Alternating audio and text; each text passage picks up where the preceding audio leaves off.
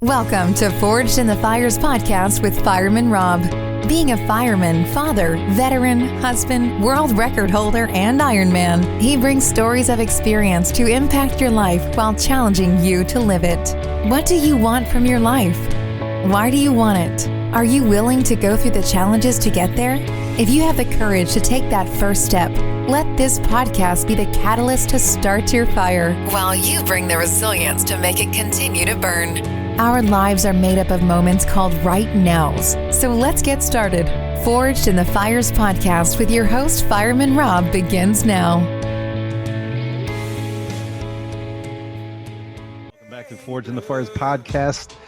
Today's guest, he's savage. He's savage. And he is a gentleman who has, if you enjoy the freedoms that you have in this country, if you enjoy the freedoms to be able to go after what you love to do, this is one of those gentlemen who has ensured that freedom, and at the same time the pains of ensuring that rode on him a lot, but he is now here, successful, busy, changing poopy diapers. Adam Smith, so great to have you on today. That's right, dude. I'm glad you made sure that was in the intro. That's perfect. Oh, you have to mention that because it just puts you in that human framework. It does, man. You gotta, I think all too often people hear stories and they get people hear stories about people who are working hard to create success, and right. they forget about the human element. Oh, it's so true.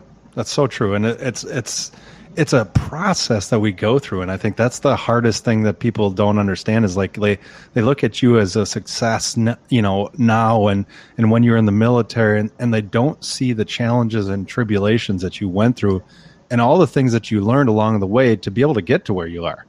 Well, let's be really clear. I don't define myself or claim to be a success yet because I'm not where I want to be. I will take ownership of the wins that I've created. And, yes. I still, man, there's too much left to do. Like there's too many things still left on my checklist of things that I want to accomplish and achieve. And we're not, like, I feel like we just started. Like, I'm almost 40 years old. I feel like I just started, and I've been going at this for like, and you know how this goes, dude. Yeah, it's a long time. Yeah, guys work at 9 to 5, and they go to work 5 days a week, and they look forward to the weekend. When you shift into a world of entrepreneurship, that shit goes away. You don't. There's no such thing as weekends. You go, you work, you do, and you schedule time to be together and connected, and you schedule me time, and you schedule like mental health time, and and personal time. But a lot of times I think guys forget, or people in general, man, there's a lot of work, there's a lot of discipline there, because it's really easy to just kind of lay back and do nothing if you want to. Oh yeah. Oh, exactly. And it's interesting because you're in a different spot now in your life. I want to go back to, when you're 17 and you join the National Guard, and what was the mindset at that time? And I know that you wanted to join and you wanted to be a part of something bigger. What was your complete mindset, and where were you looking forward to? Oh, I blackmailed my parents. That was the mindset. I love that. I had a plan. I literally, and it's kind of fucked up. Oh wait, can I say that on your show? Completely. Okay, perfect. It's kind of fucked up because looking back on it now, hindsight being 2020, I understand why my dad was reluctant to want me to join and for him to sign, because now, like, man, if I had deployed and if I had died, then that would have been on my dad. He would have been responsible for signing my life away, in essence, at 17. Now, eventually that went away, as I got older and re-enlisted. But at 17, I had a plan, brother. I wanted to join the military. I wanted to go to school. I wanted to get my degree, and I wanted to be an officer in the U.S. Army Special Forces as a Green Beret. And while I was in school, 9/11 happened, and I was like, Dad, I don't want to be in school anymore. I want to go fight. Like, I want to go do the thing that I love to do. So I worked really hard at trying to make that happen, and it took a little bit of time to make happen, but eventually we were able to make it happen. And I mean, you had some trials there. I mean, I love that, you got selected to go to training and then you pulled your groin in the process. I mean, what did that feel like when you're like, I'm going to my pinnacle? I got selected to go to selection. So there's a pre-selection process depending on the unit that you're with and you're trying to go to. And I got, I was like, this is awesome. I got picked up. This is great. They're gonna cut the orders for me to go to selection. And literally in the middle of training, I didn't pull it. I tore it. I tore my groin. Jeez. And that put me on my back for a while. And wow. The trials and tribulations, the trials and tribulations in the military and moving forward in the military, I don't even think, looking back on it, that shit was easy. The hard part was getting out of the military. That's what I mean. It's interesting when you're talking about. I love the quote that you had. The more you failed, the more you worked. I mean, that is the military, isn't it? Yeah, that's exactly right. And don't be. It pays to be a winner was always the quote. Hey man, it pays to be a winner. It pays to be a winner. And it does. It does pay to be a winner, because you can either be smart and win, or you can be hard as fuck and still win. But dude, right. I'd much rather be smart than hard, because being hard hurts. It just is painful. Yeah, it's a harder fall. Oh yeah, yeah, yeah, man. Oh, I see it in my little girl all the time now, man. She's hard as nails, man. She trips over, skins her knee, she pops up, she's crying and still doing the same shit she was doing before. I wonder where she gets that from. Yeah, no kidding, right? No idea. No clue where she gets that from. Now, it was interesting when you're talking about the military, because you have a vast military career and a lot of amazing things that you did. But when we talk about you had talked about the transition out of the military. Yeah. What are some things in the military that you learned or that you brought into your character that you feel was positive when you got out? Okay, well,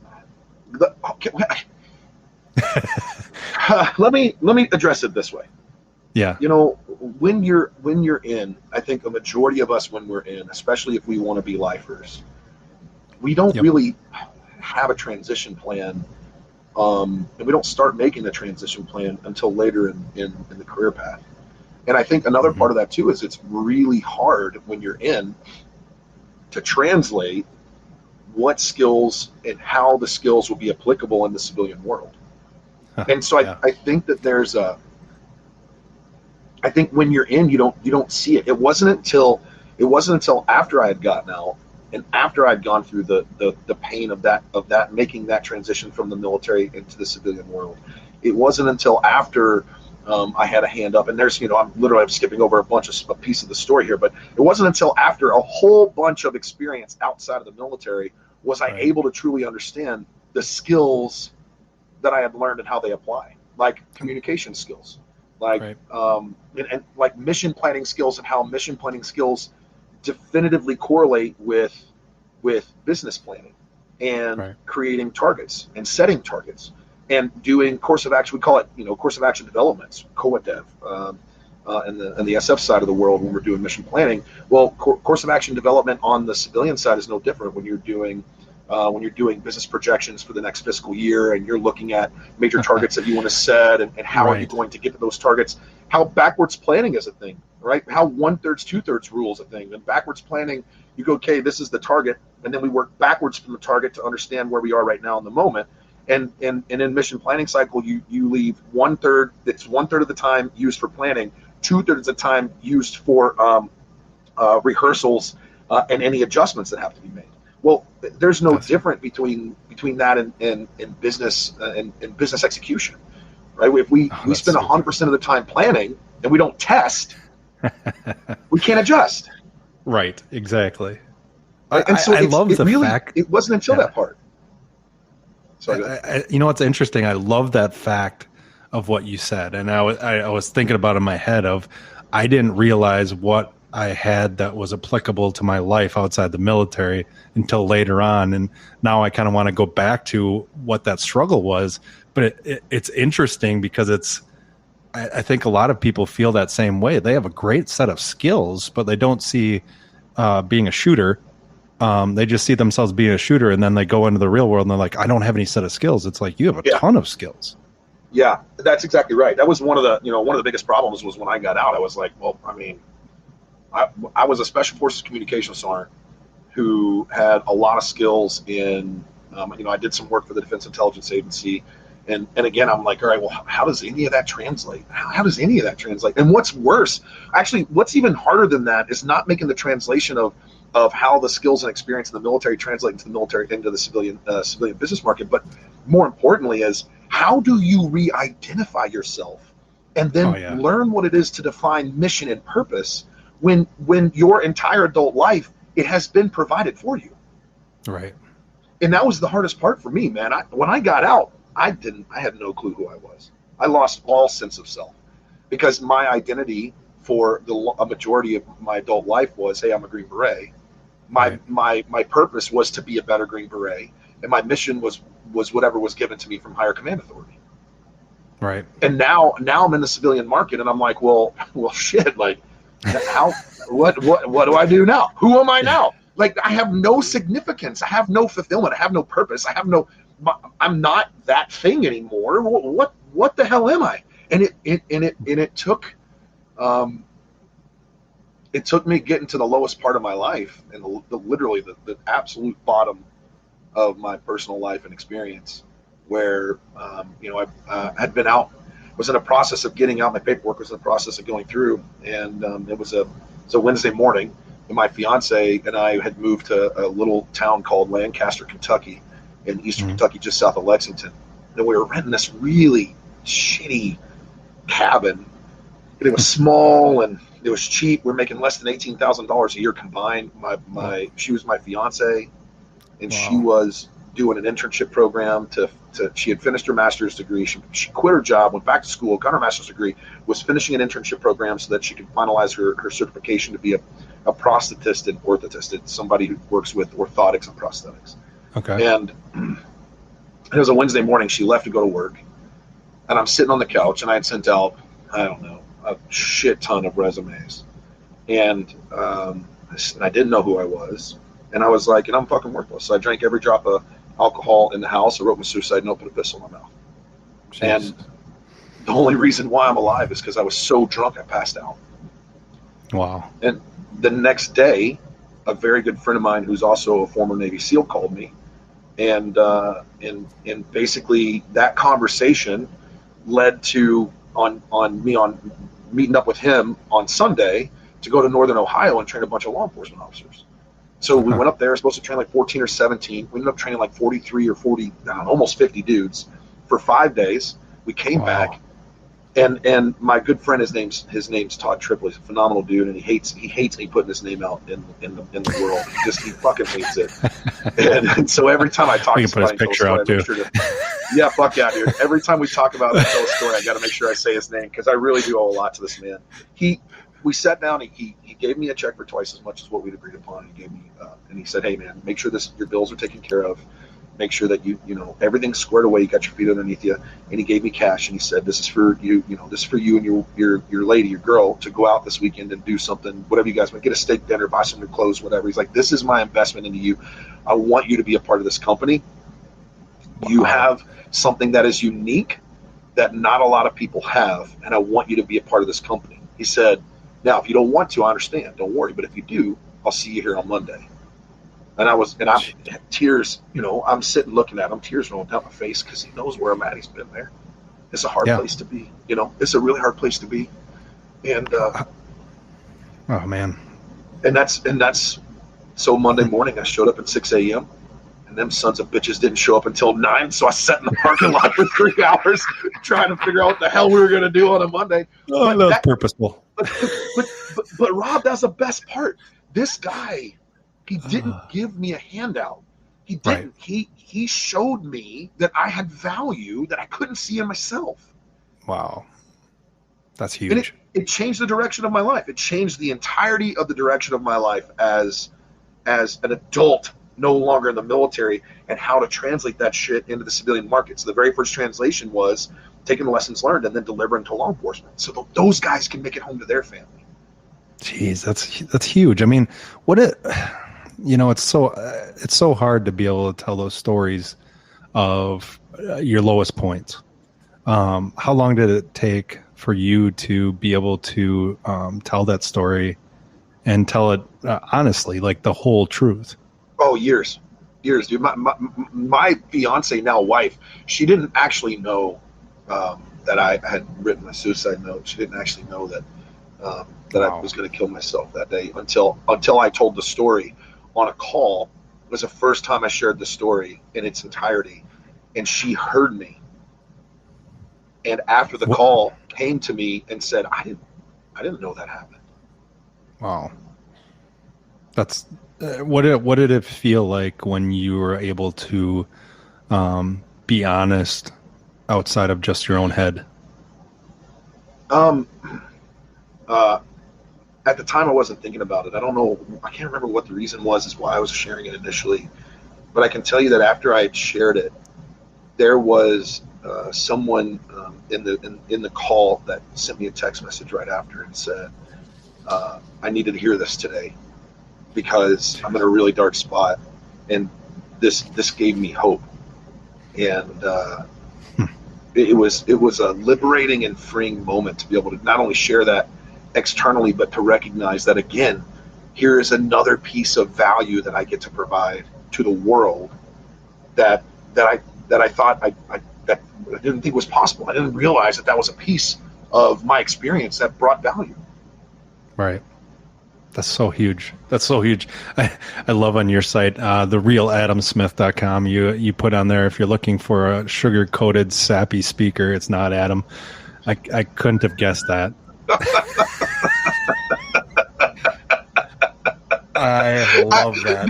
So, what's funny is a very good friend of mine who is also a business partner and associate of mine, he helped me with that website. And That's beautiful. he did all the work on it. And I went back to read it, and I was like, I called him. I was like, is this what you think about me? And he's like, 100%. Like, oh my God, bro, I'm honored and humbled that you would write that about me. That's amazing. I'm telling you, I had nothing to do with the development of that website. He did all of it for me. And after I was like, man, that's spectacular, man. Thank you.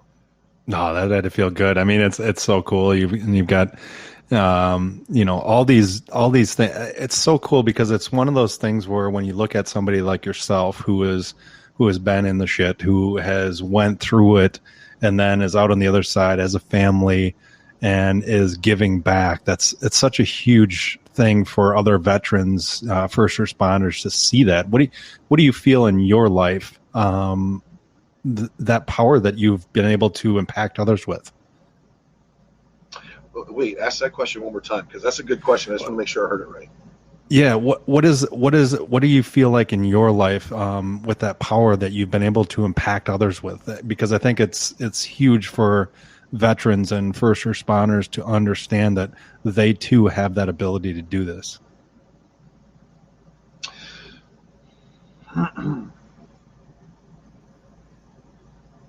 That's interesting. It's a good question. I think that, look, I think I'm going to answer the question, but I'm going to answer a different question at the same time. I love it. I think that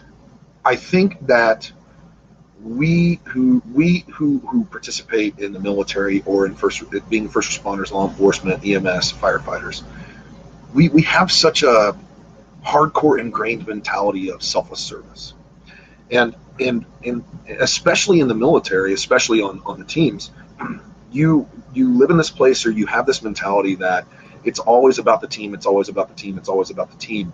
What we forget though is the when I go to the gym, that's for me, so that I can be better, so that the team can be better. And stepping into the civilian market, we see something very different. In the civilian market, what we see it's all about the me, the me, the me, the me, the me. Then we see civilian corporate America.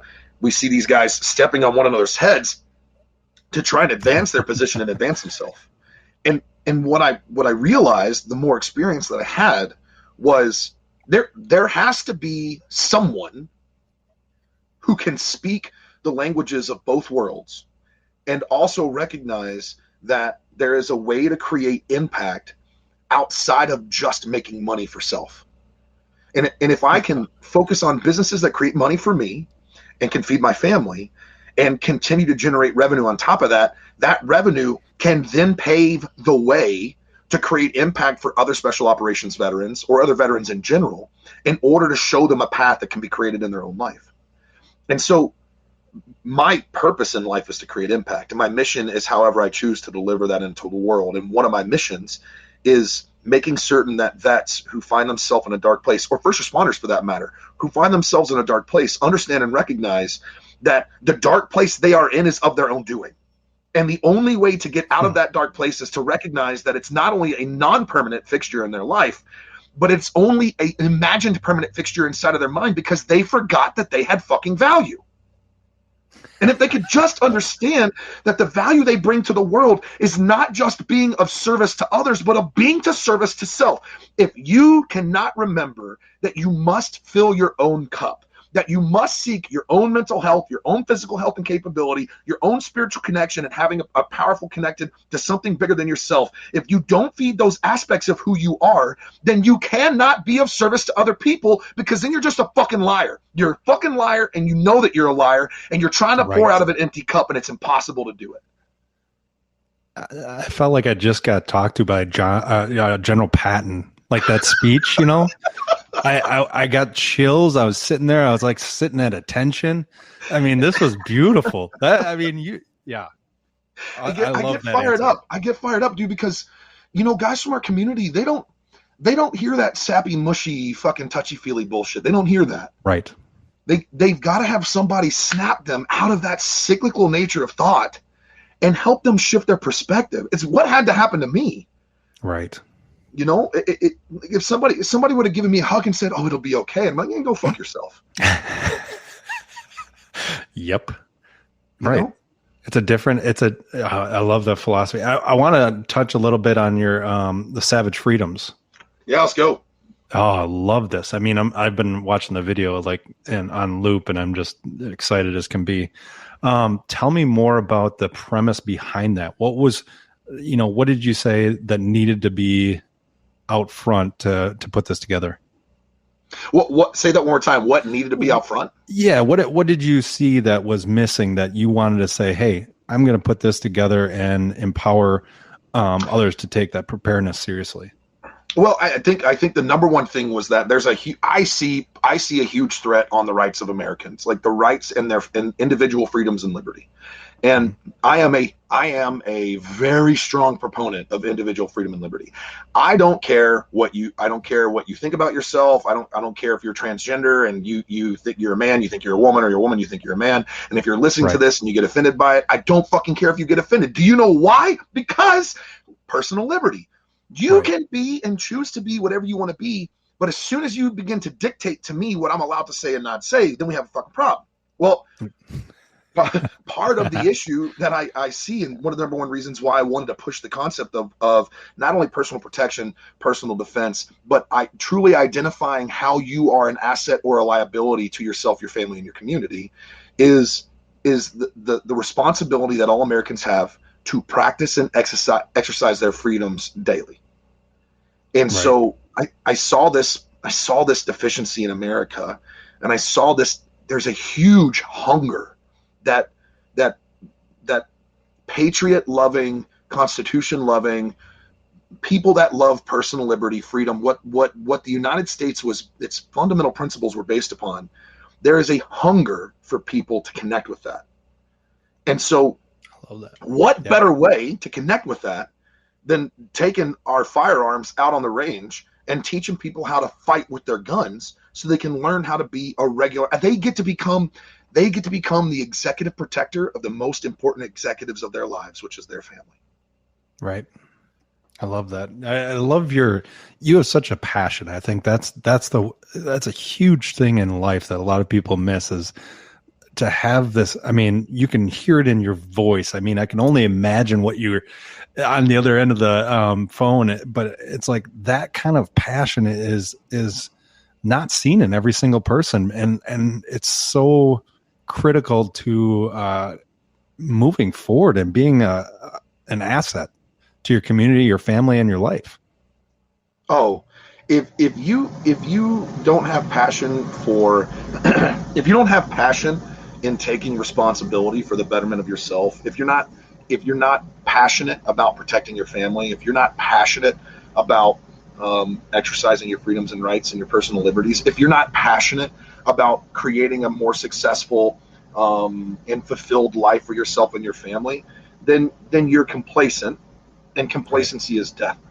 If people, it's on therealadamsmith.com. You can see it. It says comfort is complacency. The problem is this: people become comfortable and then they become complacent, and complacency is death, which means that comfort is death.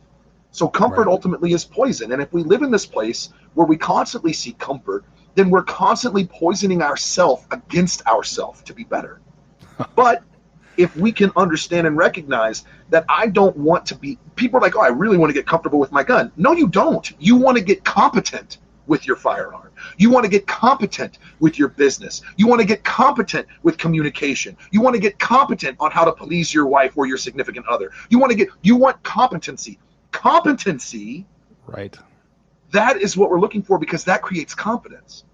And competence is not egotistical or arrogant. That creates a different perspective of self and how we project ourselves into the space that we're in, into the world. So you can show up with competence because you're competent, then you have become a legitimate asset, because now you're switched on. You have really good situational awareness. You're really in tune with who you are. You have a strong spiritual connection with yourself, whatever higher power you believe in. You have the ability to articulate a message in a way that can be understood and heard. And on top of that, you have enough emotional awareness to recognize that in this experience that you're having, whatever might be happening in the moment, this external stimulus is generating an emotion that you're choosing to feel inside of yourself, but also recognizing that the emotion doesn't define who you are. So you don't have to have an emotional reaction. You can put that to the side and have a logical response. And so stop seeking comfort and recognize that comfort will kill you, and seek competence through competency, because that's really what we want to achieve. That's so true. That's so true in all aspects. Whether you're looking at business, whether you're looking at mental health, I mean, the competency to know what you need is so much better to have than anything else. I mean, I've seen that in my life. I'm sure you've seen that in your life, but it takes time, right? Yeah, it does. Doesn't happen that's the hard thing. That's for sure. Yeah. That's the hardest thing. I think a lot of people, want it to be that not 8-minute abs, but 7-minute abs. Yeah, that's right. I got a great idea. I got this. Hold on. Hear me out on this. Hear me out on this. 6-minute abs. Oh, no, there's no way. There's no way. 7 minutes is the least you can go. Yeah, I've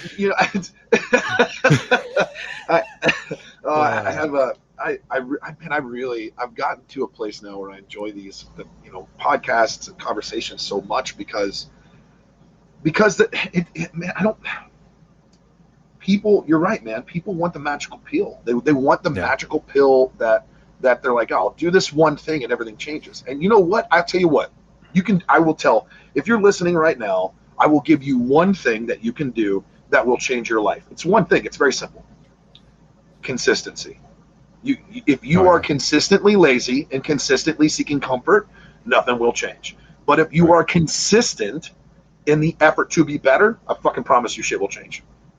Yep. I love that. And, it has been such an honor to have you on today. The wisdom that you instilled, and not only that, but for people to understand that, this wasn't just, you weren't born, you didn't come out of the womb and we're talking these intelligent things. Wait, are we done? We're not done already, Rob. Come on, dude. Let's keep going. Oh, we can keep going. I'm always good. It's one of those things. We can keep going. I love this. Oh man, we're on a roll right now. Let's keep going, because you can chop this shit up as many times as you want. Let's roll, bro. I got time. I blocked out an entire hour and a half for this. I love this. All right, let's go back into your military career. So when you went, I was looking back at some of the ops that you went on.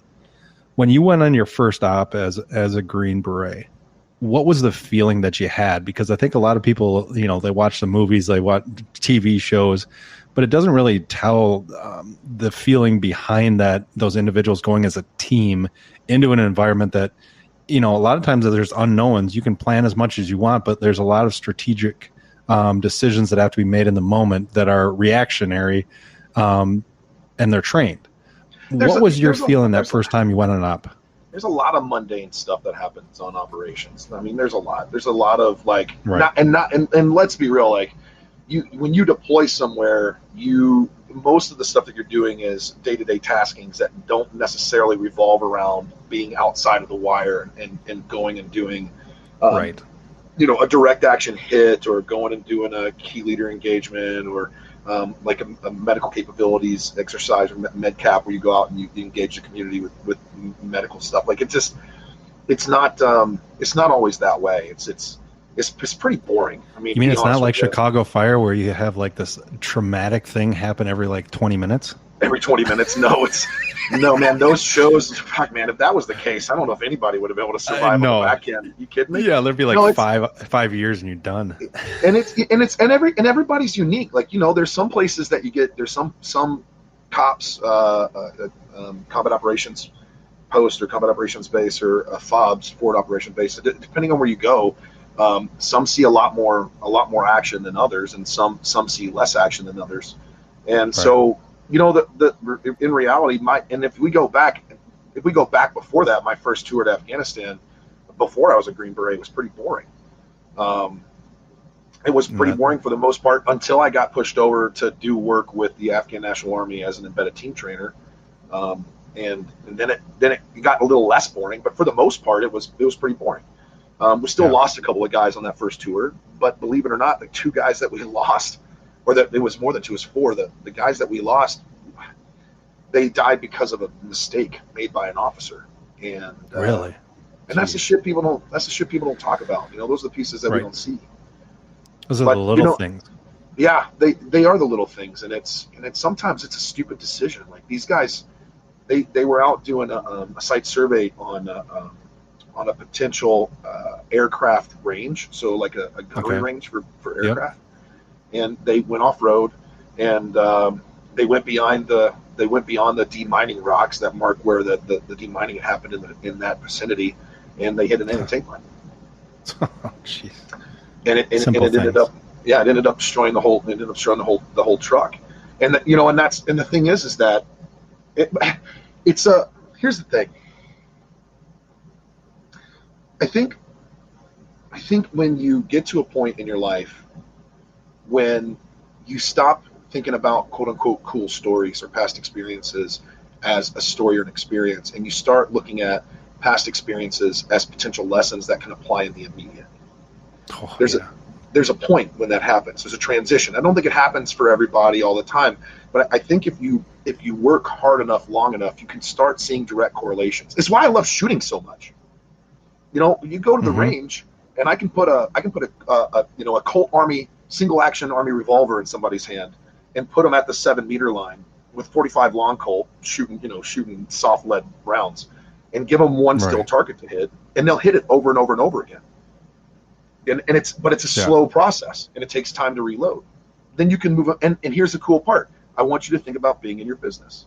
Rob, I want you to think about being in the startup of your company and trying to develop a process where you're only shooting at one target.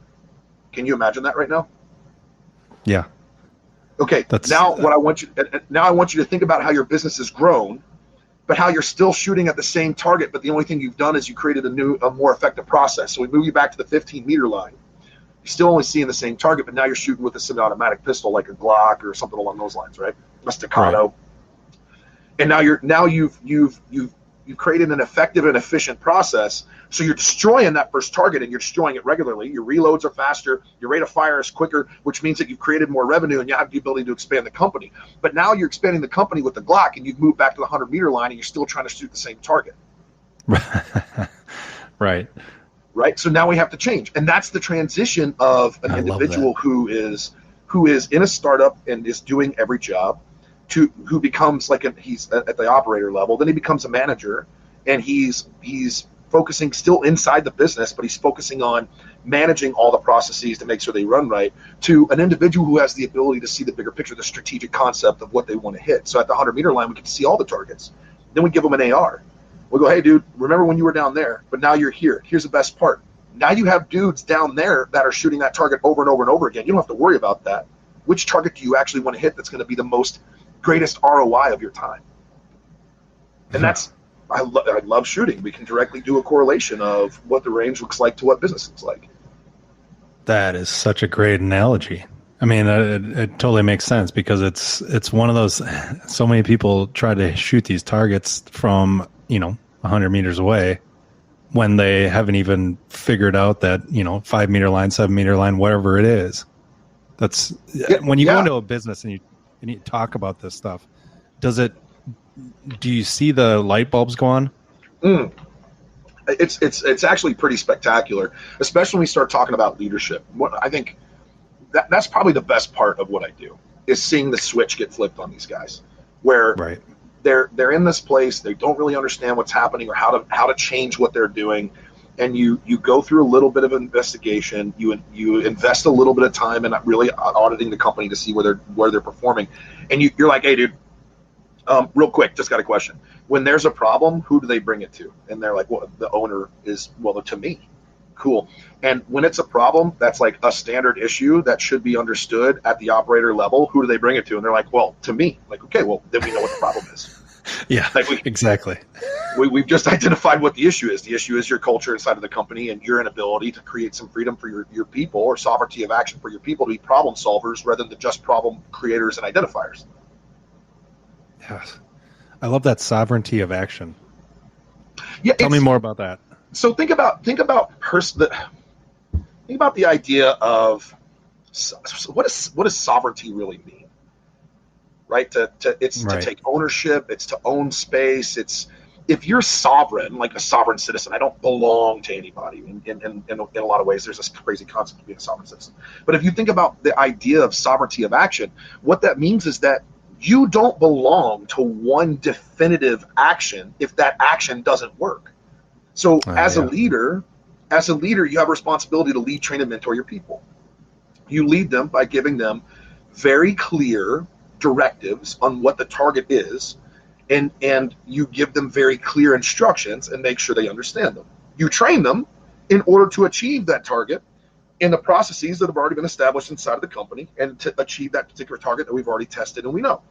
And you coach and mentor them to identify, one, what are their internal, external motivators? That's one. And two, how can we help them achieve those internal, external motivators, which gives them more buy-in to the success of the company. So as a leader, I get to lead, train, and mentor. But here's the kicker. I don't want to disincentivize my people from solving problems. I want to teach them how to be problem solvers, and I don't want them to bring a problem to me without a solution. So I give them left and right limits. Here's your left limit, here's your right limit. If a problem falls inside of left and right, what I want you to do is I want you to figure out what the best solution is, and I want you to let me know what that best solution is, and I want you to fucking execute on it. Right. So rather than having them be stuck to a process that they're repeating is not working, which is insanity, we give them the sovereignty of action to identify the problem, work towards a solution, and then present the best solution to the leadership to say, hey, this is the solution that we think we should execute on. And the leader goes, all right, let's look at this real quick. What's the 2 courses of action? What's the most dangerous? What's the most likely? All right, well, I'm willing to accept the most dangerous, but I'm hoping the most likely work out. Go. Right.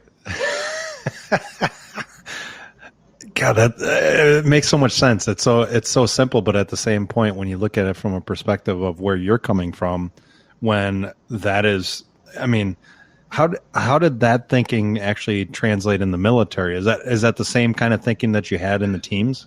Yeah, that's an SF. That's really an SF mentality. No, it's very much an SF mentality. When you're on an ODA, you are considered a subject matter expert in your job, in your Urban West, your job. And so when we do mission planning, we separate the team into 2 teams. So we go into split team operations. We create a team. One team creates a plan. The other team creates a plan. And we create, basically there's a PACE plan, primary, alternate, contingency, and emergency for every phase of the operation. So when we look at a 5 paragraphs op order, situation, mission, execution, command and service, and signal support. And we go through a 5 paragraphs op order. Each paragraph has subtext or subparagraphs that go into them. And so when we're looking at, infiltration, actions on the objective, and exfiltration, we're looking at a PACE plan, primary, alternate, contingency, and emergency for every phase of the operation and for every aspect. So communications, medical, what logistics support do we have outside of that? What assets do we have? What liabilities are we looking at?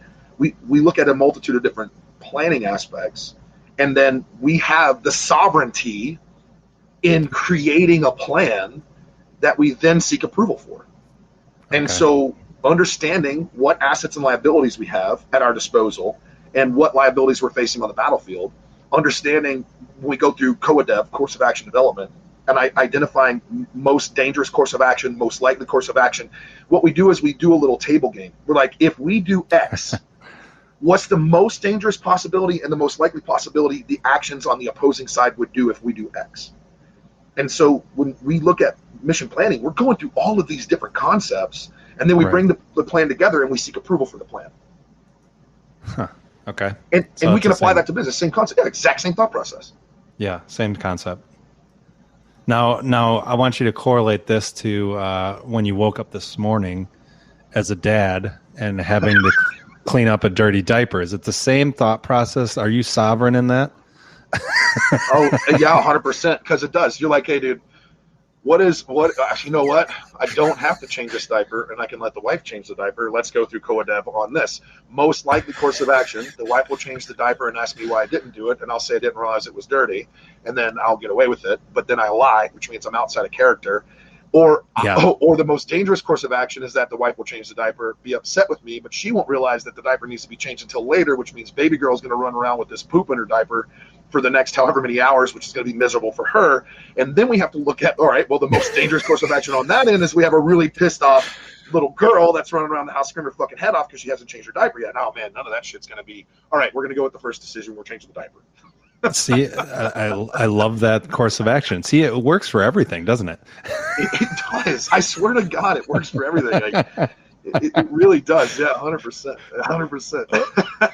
Oh, that's fantastic. It's funny when you look at that. I mean, being a parent, what did that bring to your life? It's such a different experience that there's really no playbook for. There's I hear people talk about we're gonna wait until we're ready, and I laugh because there's no such thing as being ready to be a parent. And I'll tell you, it's a multitude of things, Rob. Yeah. If your marriage is not locked in, and I'll give it, you have a 90% solution on your marriage, and let's say you're less than 90% solution. When you have a kid, your kid automatically injects a variable that can create a 30 or 40% deficiency automatically, because you're operating on less sleep, your communication breaks down, everybody's emotions are fucking haywire. Postpartum depression is a real thing. It's a legitimately real thing, and it creates a disconnect. There's a physical disconnect that happens because there's a lot of physical recovery that has to happen for mama-san. So to everybody that's saying we're going to wait until we're ready, I would just say and give you this on this aspect is, how about you identify whether or not your marriage is built upon a solid foundation and not just built upon the desire to be happy? Because if your marriage is, sorry, what's that? That makes sense. Yeah, if your marriage is built upon a foundation of just seeking happiness, then it's a shaky foundation at best. And as soon as you inject something that diminishes the ability of both parties to fulfill that happiness in the other person, then it will crumble to the ground. So, how about we identify the ability as individuals in our marriage to be personally content with ourselves and self-fulfilled, and recognize that our partner becomes a teammate who supports and complements that aspect of who we are, but doesn't necessarily seek happiness as the definition of one, themselves, and two, of the relationship. If you are in that place, go for having a kid, because I'll tell you what, having a daughter was the greatest gift in a multitude of ways. It shined a very big spotlight on the deficiencies of our marriage, and it's hearing her laugh, dude, hearing her laugh, or oh man, fuck, it's amazing. And now, when you've transitioned to that dad role, as they're getting older, right? What are the fears that you see? I mean, because it's different when you're in, our backgrounds obviously dictate how we parent and how we see the future. what do you see when you look at her and go, okay, what do I see for the future of this? Oh, I knew you were going to ask that question. I have fear, Rob. I have a lot of fear. And I don't know if that's standard for parents across the board throughout the millennia, but I have a lot of fear. I've never had fear of the unknown. It's never been really a thing for me. All right. You spend as much time doing what we do. The unknown becomes a thing that it's one more act. Yeah, it's one more variable that we take action of fluidity around, right? Right. But having a kid changes things because you start evaluating things on a different scale. Yeah. And you're like, dude, what's happening in our country? Well, let's just go through it. We're in a larger amount of debt than we've ever been before. We just saw the administration pass or attempt to pass a weapons ban. We saw them do the student loan forgiveness, which increases the amount of debt that we as the taxpayers have to shoulder. We're looking at a major political divide in the country, as well as an ultimate tribal divide in the country with the population and the citizenry. We're seeing an uptick in violent crime. We're seeing a downtick in law enforcement's ability to respond because of the political wokeness that's taking place across the country. I mean, you look at things from a different perspective. Yeah, and it creates a lot of fear. Yeah, and I think it's interesting when I hear that from you, because it's completely and utterly I agree. And I think when you talked about, like, in our professions, you kind of see that unknown all the time. How do you train others to be able to see that unknown and go, okay, that doesn't scare me because I know who I am? Civis pacem parabellum. If you want peace, prepare for war. I love that. There's this, there's a moniker that people go by. It's better to be a warrior in a garden than a gardener in a war. And it's the same concept. If you think about the samurai, man, the samurai culture was so spectacular because they trained in all aspects of warfare, and they trained themselves on how to conduct a perfect tea ceremony. So you have these men who are so efficient in eliminating life, who are so efficient at wielding a sword, who are capable of extreme violence, but who are also so controlled and disciplined, and I'll even go as far as delicate in their touch, to conduct a perfect tea ceremony, or to groom a bonsai tree, or to recognize the beauty in a cherry blossom. Right. And so, when I'm training guys, the number one aspect of training that I put to these guys is, hey, I don't want you to seek to identify every variable. I want you to seek the mentality of preparedness through confidence and competence. If you know how to shoot, if you understand situational awareness, if you are keeping your head on a swivel, and this is not, and people are like, oh, Adam, you're paranoid. I'm not paranoid. I'm not paranoid. I've been doing this my entire life. Right. So it's an automatic thing when I walk into a room. Where are the exits? Where's the most potential threats? What vehicle in the park? It's like Jason Bourne. Like, what vehicle in the parking lot most likely has a firearm in it? If you go through the list in your mind, you become more in the moment, situationally prepared for the possibility of something to happen. And so we can't know the unknown. We can't know every variable, but we can prepare our minds to respond to external potential threatening stimuli based on repeated and regular training and stress inoculation. I think it's interesting when you're talking about this stuff. I mean, everything that you're talking about, I'm just keying in on, because it's so it's so simple, right? But people make it so complex, and I love that. The comfort is complacency, because that is exactly what you're talking about. People get comfortable in just being insufficient. Well, how does it apply to being a firefighter?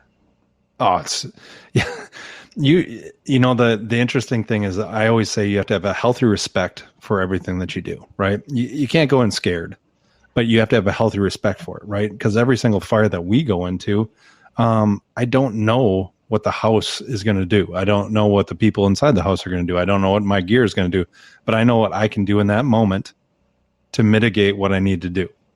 It's, it's the simple phrase of putting the wet stuff on the red stuff. Right.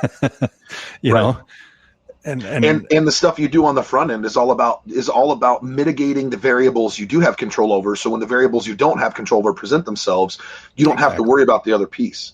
Exactly. That's the conversation I have with law enforcement in close quarters tactics. When we teach close quarters tactics to LE, these guys are like, man, you guys move, and it's almost like you're not thinking. And it's like, well, we're not thinking about moving. You guys are still trying to think about where your feet are going and how to manipulate your weapon systems. When we are moving, we're not thinking about moving. We're just moving in space because we've done so many repetitions that it's become muscle memory, it's become automatic. What we're actually thinking about is we're building the blueprint out in our mind of what the structure looks like. We're looking for potential threats. We're looking for potential threat space. We're looking where muzzle angles are of our teammates and how they're orienting themselves inside of that space. What potential threat angles are being exposed to those individuals so that we can pick them up and cover down on them. That's the shit we're thinking about. We're not thinking about moving. Right. We're thinking about bigger picture shit. But how do you get? And here's the other aspect: is there's some people that just will not work for. Right. There's some people that they cannot grasp that concept. Which concept? Well, the concept of that, focusing on your feet, in essence, like what you're talking about. Some people, and I think that's the hardest thing, like in the fire service, I think probably in the military and in law enforcement as well, is that some people get into those jobs and it's okay to not be that person for that job. Oh, yeah. And it's also okay to recognize when somebody on your team is not that person that should be on your team. And that comes back to leadership. Leaders are required to make the hard decisions. And if you aren't capable of making the hard decision, you may not be capable of being a leader, because you do a disservice to your team and you do a disservice to the individual when you continue to invest time into an individual who one, doesn't fit the bill, and two, potentially doesn't even want to do the job.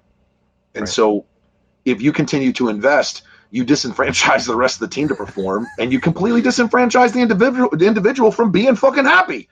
Like you got this dude who's miserable, who doesn't even want to do the job, but this individual is too much of a coward to say that he doesn't want to do the job because he's afraid to try and go find other work because God forbid he loses a fucking paycheck. But you as the leader got to be like, hey, dude, you're not cut out for this. Like, that's a huge statement. You got to go. And that's a huge statement, both, I think about it on three different fronts. You think about it at work, in your personal life, in a relationship. And then you also think about it from, not as a person, but you think about it in your mind as like situations that you've been through for mental health. I mean, what you just said is perfect. It's like you have to have the courage, in essence, to say that this isn't for me. Or you're not for me, or you're not for this team. How often do you see that in a business setting that people are scared to do that? Oh my God, it's all the time. It's all the time. It's one of the number one issues that we run into when it comes to leadership evaluations of growing small businesses. When guys have teams of 14 to 25. They're super loyal to the people that helped them get to where they are, but the people that helped them get to where they are aren't in a position to continue to help them grow forward. Or they hire somebody to come into the company.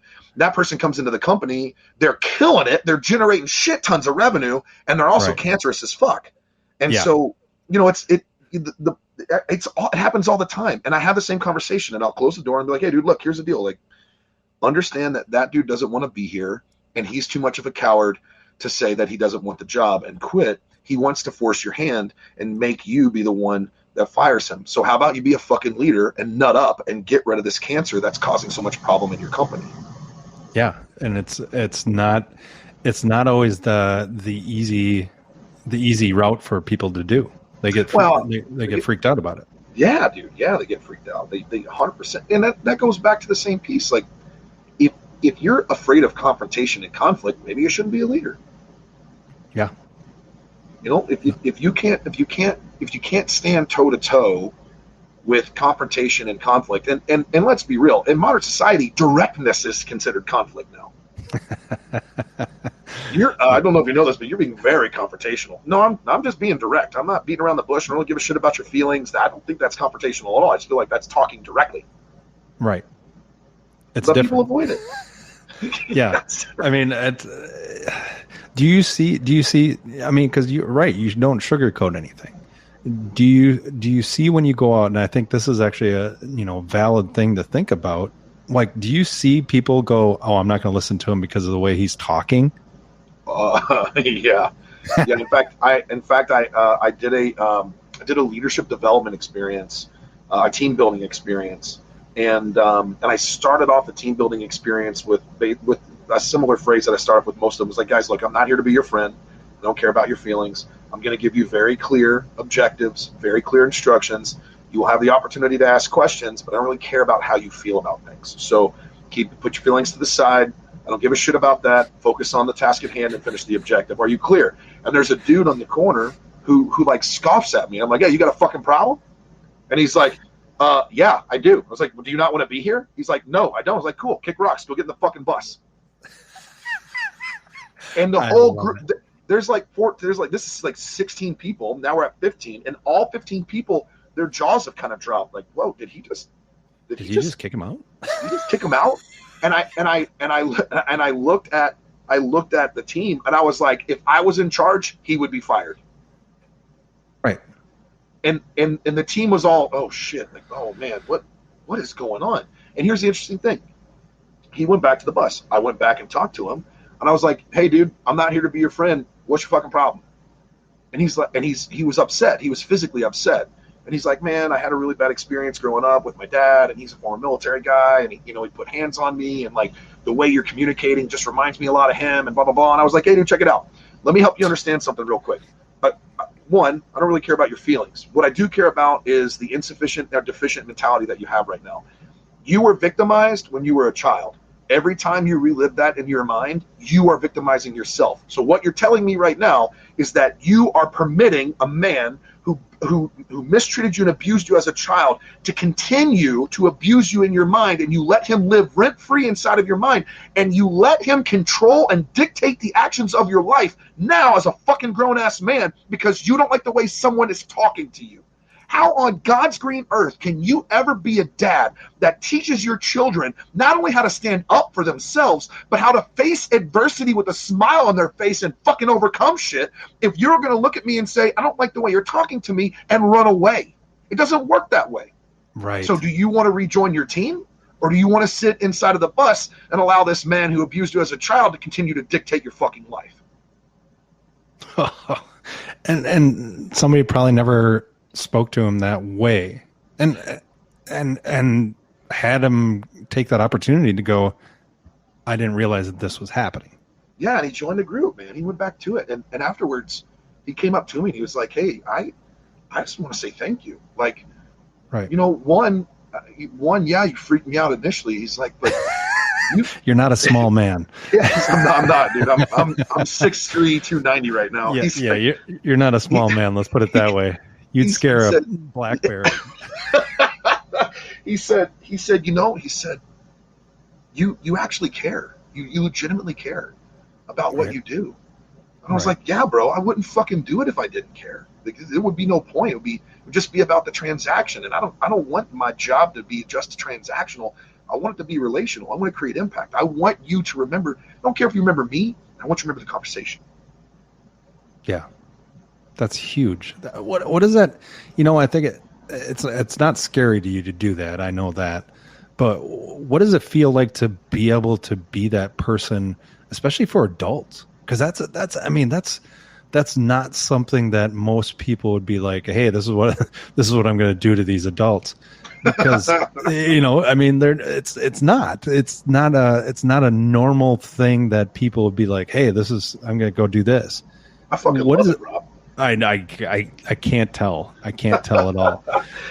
I love it, and it, it's a normal, for me. It's normal and natural.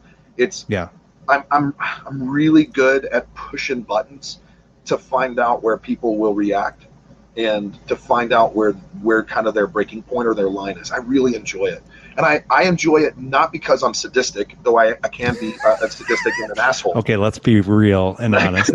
I can be those things.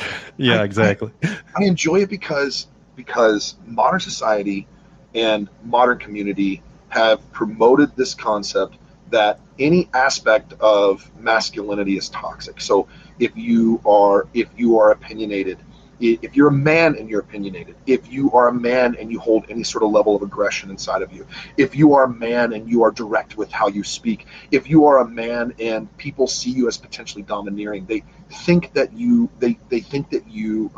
perpetuate or promote this concept of toxic masculinity. And what's missing in modern society is strong masculine men who are capable of being not only aggressive, who are capable of fighting and holding their own, who are capable of committing great violence, but who are also emotionally mature enough to understand and meet people where they are, but also not be complicit in their own mental weakness. That's huge. Not be complicit in their own mental weakness. That's a huge statement. I think about that is that, I mean, there's so many things that can come about from one's own mental weakness. I mean, you go back to your the time in your life, right, when you felt like you didn't identify with anything. Yeah, that was like that. You talk about the epitome of mental weakness when you allow your emotions and the labels that you put on yourself control your actions and dictate the path of your life.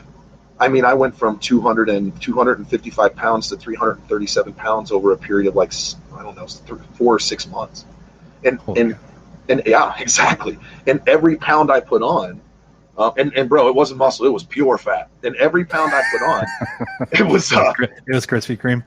It was, yeah, dude, it was Krispy Kreme and chocolate chip cookies and booze and just shitty eating. But every pound I put on was one more layer of protection, but really it was one more layer of the prison that I was creating for myself. Because every pound I put on confirmed the labels and stories that I told myself that I was worthless and I had no value. And every pound I put on confirmed the stories that I couldn't pleasure my wife because my body didn't function. I couldn't get an erection. Every pound I put on confirmed the stories that I was worthless. And so it became this horrible level of self-destructive thought patterns and physical representation and manifestation of those thought patterns to confirm the stories that I was telling, because I didn't know how to change the thought patterns. I didn't know how to convert my experience to value in the civilian market, and I didn't know, most of all, I didn't know who the fuck I was. Right. And that's, did you have to take one story at a time? I mean, was that like when you're talking about that internal voice of you kind of giving yourself,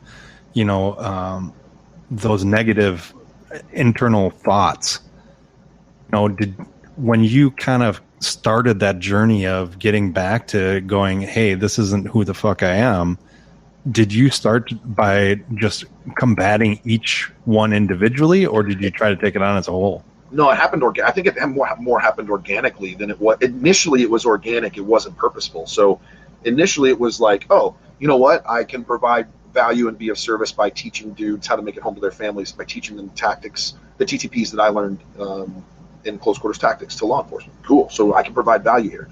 And then I was like, oh, I can provide value in the mentality of the warrior mentality and preparedness and situational awareness and things along those lines. That's cool. Oh, I can provide value in the conversation that, hey, your badge doesn't mean shit, because as a bad guy, I'm not only am I not going to follow the law, I'm going to do everything I can to trick fuck you so I can get the tactical advantage against you. So you got to maintain mental and emotional control. And it was that conversation with LD that was like, oh shit, Adam, you have to be more purposeful in being you, because up to this point, like, you're delivering value. And I had a mentor. He asked me, oh my God, Rob, I gotta share this with you. I had a mentor ask me one day. He said, Adam, when you're talking to law enforcement, you're sharing these stories and you're helping them see a new perspective, and you're generating potential inspiration in what they're doing, are you a manipulator or a motivator? He said, because if you live the words you speak, you're a motivator. But if you just speak the words you want them to live, and when nobody's looking, you don't, you're a manipulator. Wow. And oh, dude, I was like, you son of a fucking bitch. Why'd you have to? Why at this moment did you have to tell me that? But it was brilliant because it opened my eyes to the concept of where in my life am I not living on purpose? Wow, that's now I'm thinking about it myself, because you think about it from that perspective, and it's so freaking true. Because there's been times where I as an influencer, as a speaker, and you probably know this, you have your moments where you're like, you're telling your stories and everything like that, and then in the back of my mind, I'm going, God, I haven't done that in freaking forever. Isn't that terrible? It is, dude. It is. But you know what? I think there's an ebb and flow to it. And it's not about not living the words that you speak. It's about making certain that the words that you speak align with the life that you're living. That's the key. Yes. And if you do that, then I don't think you ever shift into that world of being a manipulator, because you're being transparent, you're being honest and truthful, and you are also you also connect to the humanity of the listener, and the listener connects to the humanity of the you. Yeah.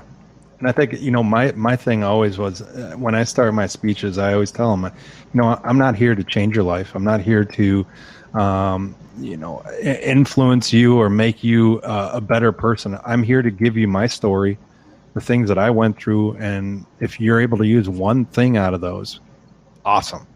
Yeah. If you fall asleep, great, because you needed to sleep, and I provided that for you.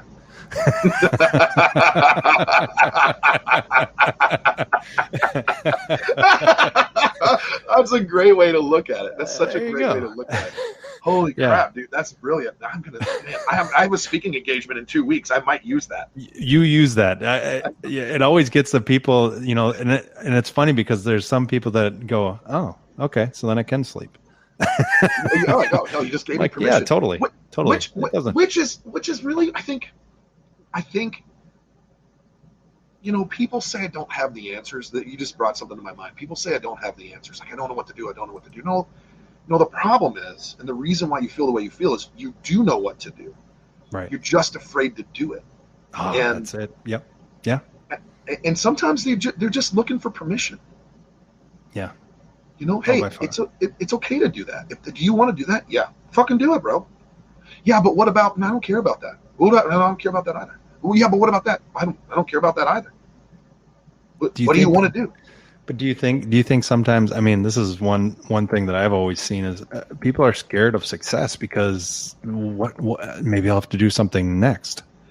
Oh, so I have a phrase that I really like to say. I'm going to give it to you. You have permission to use it anytime you like. Yes. You don't even have to give me credit for it. I will. That is you're a big man. that is you can pray at the altar of perfection and live on your knees, or you can walk down the path of excellence and actually achieve. Is that on a t-shirt? It's not, but I think I'm going to have to put it on there. Yeah. Stop messing around and put it on a t-shirt. It's the premise behind the conversation, the premise behind that phrase, and it's taken me a while to get the phrase to be able to be a really good deliverable. But right. it came around this idea of a conversation around planning. Was having this conversation around planning with a business leader, and he was like, the problem is like, I can't find a perfect plan. And I was like, yes, you can. Let me show you what the perfect plan is. And I said, take a pen and take a piece of paper. And he's like, okay. And I was like, write these words: do nothing. I know where you're going. and he was like, what? And I was like, fucking do it, bro. Write the words: do nothing. And he's like, okay, you wrote the words. Like, cool, now sit back in your chair and do nothing. And he said, yeah, but that's not a plan. I'm like, no, that's a perfect plan. Because as soon as you take action on a plan, you immediately change all the variables. So if you're looking for a perfect plan, then the only thing that is required to have a perfect plan is doing nothing or zero action. Right. But if you want to have a plan of excellence, then we go back to the phrase of Civis Pacem Parabellum. If you want peace, prepare for war. Prepare for the possibilities that you know. Recognize that there's some shit you don't know.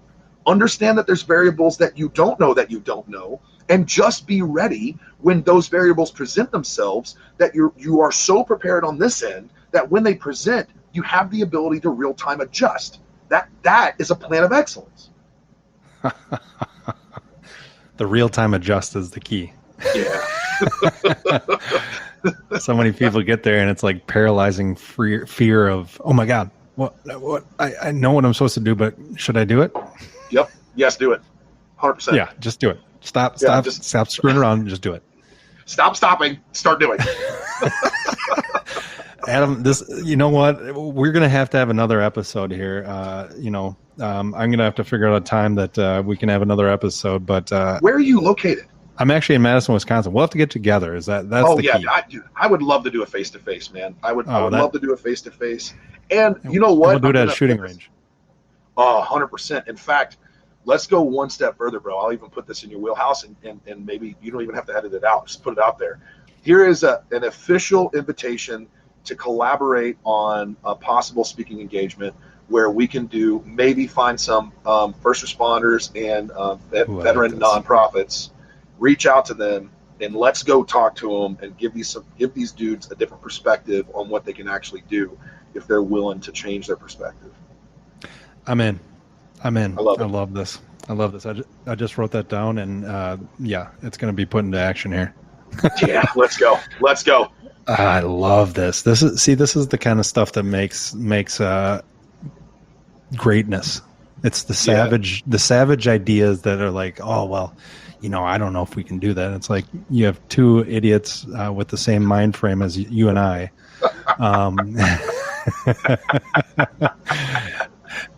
who has no walls or barriers or filters. That's the best part. Best part.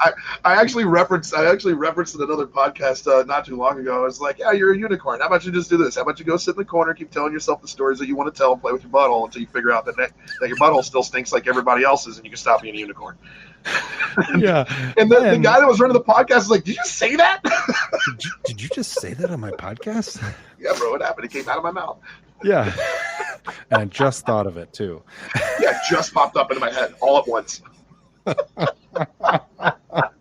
Oh my gosh. This is, it's funny because I have another good friend, Chris Rangel, who's he's an MMA guy. He's been around the farm, and I'm going to introduce him to you as well, because I think there could be a lot of fun with the three of us too. Oh man, I'm down for sure. I love it. Well, make sure everybody, you need to go to therealadamsmith.com and make sure that you're checking out that, because there's so many good things that you're doing, brother. And I appreciate everything that you're doing for the communities that definitely need it, as well as educating those in the corporate world as to how they should be taking more advice from individuals in the first responder community, as well as the military, because that is how efficiency is run. Yeah, that's right. And dude, I thanks so much for having me, bro. I've really, this has probably been top 3 podcasts that I've done this year, and I just really enjoy it. I appreciate your energy, and I appreciate what you're doing. Please don't stop doing it. Hey, can I put out how people can reach me? Oh yeah, definitely. Yeah, so if you guys are interested in reaching out to me, go to realadamsmith.com. You can also go to savagefreedoms.com.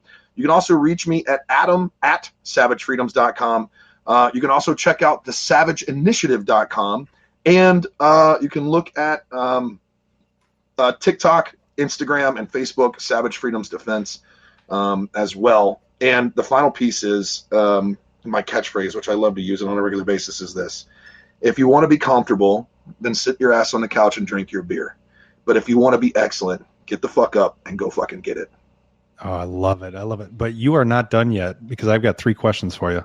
Oh shit, let's go. Fuck, here we go. Damn. Yeah. Oh yeah. This is the uncomfortable part. No, this is actually pretty easy. All right. So the first question is, if you could go back to your 18-year-old self, what would you tell yourself, one piece of advice?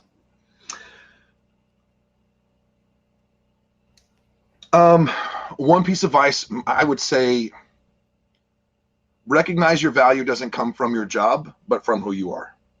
Ooh, that's a good one. That's a good one. The second question is, a lot of people are going through, struggles, trials, traumas, things like that. What is 2 things that you would say, hey, incorporate these as a daily habit to continue to move forward and to continue to move forward towards potential, not just surviving? Can I give 3? Oh, you can totally give 3. It'll cost All right, you. So, no, I'm just kidding. Fair enough. I'll do push-ups. So the first one is physical movement and exercise. So I think physical movement and exercise is usually the number one thing that gets put on the back burner. So 30 minutes of physical movement and exercise. The second thing would be 10 minutes of meditation. And the third thing would be 5 or 10 minutes of journaling. And the reason why I put those in that order is because the exercise first thing in the morning when you wake up, don't wait until later in the day. Don't do this very first thing. The exercise excites and awakens your body and mind. It gets your blood flowing. The meditation gets you connected with yourself and whatever higher power you believe in. And the journaling is you getting a chance to write your scripture. So when you have your meditation and your moment of personal connection, when you translate that, you externalize that onto paper, you realize it, you manifest it into the world, into the real world, not just in your imagination. And that manifestation reinforces the lesson or the experience that you had in your meditation, and that becomes your scripture. And if you've ever read Marcus Aurelius's his journals, and you've ever read any Stoic philosophies, Marcus Aurelius's journals were based on his personal contemplations. And oh, really? So the whole Marcus Aurelius journal, if you read his journals, all his writings, all his lessons, those were all based on his contemplations and lessons learned every day that he wrote into that journal. And he manifested that into the reality of the world. And now we get to read his scripture. Huh. Imagine if that was your scripture. Exactly. I love that. All right, this last one's going to be actually interesting because I have no idea where you're going to go with this one.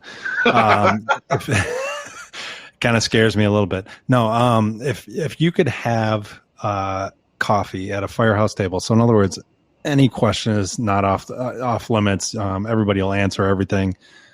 Who would those 3 people be and why? And they can be deceased or alive. Oh, I love these questions. Oh man. All right. So Kublai Khan would be the first one at the table.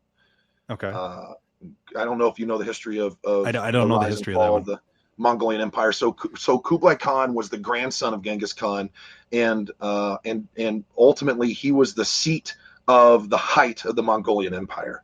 And the Mongolian Empire is it was the largest empire in the history of the world. They controlled more land mass, more territory, physical territory, than any other empire in the history of the world. Really? And to the extent where Genghis, it's estimated that one in every three Asians in the world are direct descendants of Genghis Khan. It's kind of crazy when you think about that. Wow, that's crazy. Yeah. So Kublai, I would have Kublai Khan there because I would want to talk to Kublai Khan about the greatest mistakes that he faced or that he made, he believes, as the leader of the Khan Empire at the height of that, and how he believed he mentored his son to take over, which was actually the first major ruling class that had they declined the empire. So Kublai would be the first one. Wow. Oh, this is such a great question. The second person would be Joan of Arc. Oh, wow. Yeah. I haven't heard that one yet. No. Yeah. And so I don't know if you know the history of Joan of Arc. Her history is spectacular. The entire French army would not advance until, and she charged alone at the army on her own, on her horse. She charged alone and shamed the rest of the army into charging into battle. And she was 15 years old. Yeah, when this happened. Joan of Arc I would want to talk to Joan about her belief in personal conviction and where it came from. I think a lot of it would have to do with God and religion, but I think it'd be amazing. Yeah, it would be an amazing conversation. It would be a really good conversation. And the third person, alive or dead? Yeah, alive or dead. You've got 2 dead ones. I know. I feel like dead people are more interesting than the people that are alive right now. I love it. Who would be the third one? Damn, that's a really good question. Who would be the third one? You know what? Who are you thinking? The third one that I would ask to coffee would be me in 30 years. Oh, you are so deep. It's unreal. That's crazy. I didn't even think about that. And the only question I would have for that man is one question. Did you achieve the targets that you set? Huh. I would only ask that one question. I wouldn't want to have any other further conversation. I wouldn't want to know what happened to my daughter. I wouldn't want to know how her life developed and grew. I wouldn't want to know what happened to my wife. I would only want to know one thing, which is that did I hit my targets? Did you achieve the targets that you set? Wow. Then would you think tell about them now? Think about the confidence that you would get from that. I mean, think about if you said, "Hey, did I hit the targets that I set, or did I miss a few?" And the 30-year-old version beyond you that you are right now said, "You hit 99% of your targets." Would you be afraid to set a target? No. It would. You would be like, "Fucking let's go. Let's set all the fucking targets right now because I'm hitting 99% of them bitches." Yo, dude, you kidding me? Oh. And then your future self says, "Psych, you only hit 50." I still wouldn't be afraid. Think about. Yeah. I mean, even if he said, "No, you only hit 25% of your targets," that just gives you more incentive. Oh, dude, and think about what 25% of your targets look like right now. Think about what 25% of your targets look like. Exactly. Oh, that's a good one. I like that. And then you just have to have your future self serve coffee for the rest of the time that you're talking. That's exactly. I would actually probably sit and admire how good looking my future self would look at 70 plus years old. Just a silver fox. Just a sexy, monstrous silver fox sipping his black coffee like a man. That's me. Oh, I love it. Hey, man, it has been such a pleasure, and definitely we have a lot of things to look forward to that we will be doing definitely down the road here. I'm looking forward to it, bro. Thanks for taking the time, and thanks for going beyond 30 minutes. This has been such a this has been great. Been such a good this has been so good, dude. It's been so good. I love it, brother. Well, have a great one, and definitely everybody tune in next time, and we'll talk to you soon. Thanks for listening and supporting the Forged in the Fires podcast with Fireman Rob. Remember, don't forget to like and subscribe to this podcast, and please share this episode with a friend or family. To find out more about Fireman Rob or reach out about a question, go to www.firemanrob.com. Until next time, live your life forged in the fires.